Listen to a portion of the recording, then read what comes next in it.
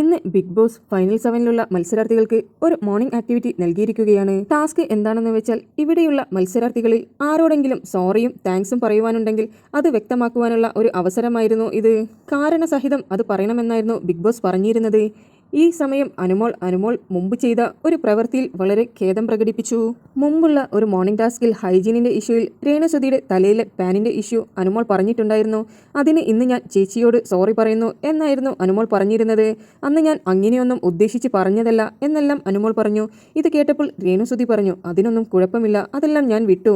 നീ അങ്ങനെ പറഞ്ഞതുകൊണ്ട് ഞാൻ ഇന്ന് കണ്ടില്ലേ ഒരുപാട് മാറിയില്ലേ എന്നായിരുന്നു അനുമോളോട് രേണുസുധി പറഞ്ഞുകൊണ്ടിരുന്നത്.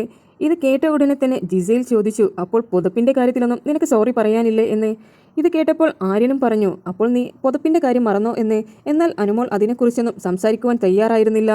എന്തായാലും ആര്യനും ജിസയിലും ഇതുവരെ അനുമോൾ അന്നു പ്രവർത്തിച്ച ആ പുതപ്പിന്റെ മാറ്റർ ഇതുവരെ വിട്ടിട്ടില്ല. ജിസയിലിനും ആര്യനുമെല്ലാം അനുമോളോട് പല കാര്യങ്ങളും സംസാരിക്കുവാനുണ്ട്. പക്ഷേ ഇവിടെയുള്ള ലിമിറ്റേഷൻസ് കാരണം അവർ വാ തുറക്കാതിരിക്കുകയാണ്. ഇനി എന്തൊക്കെയാണ് സംഭവിക്കാൻ പോകുക എന്നുള്ളത് കണ്ടറിയാം. നിങ്ങൾക്ക് ബിബിയുടെ അപ്ഡേറ്റ്സ് അറിയാൻ താല്പര്യമുണ്ടെങ്കിൽ എൻ്റെ ചാനൽ സബ്സ്ക്രൈബ് ചെയ്ത് സപ്പോർട്ട് ചെയ്യുക.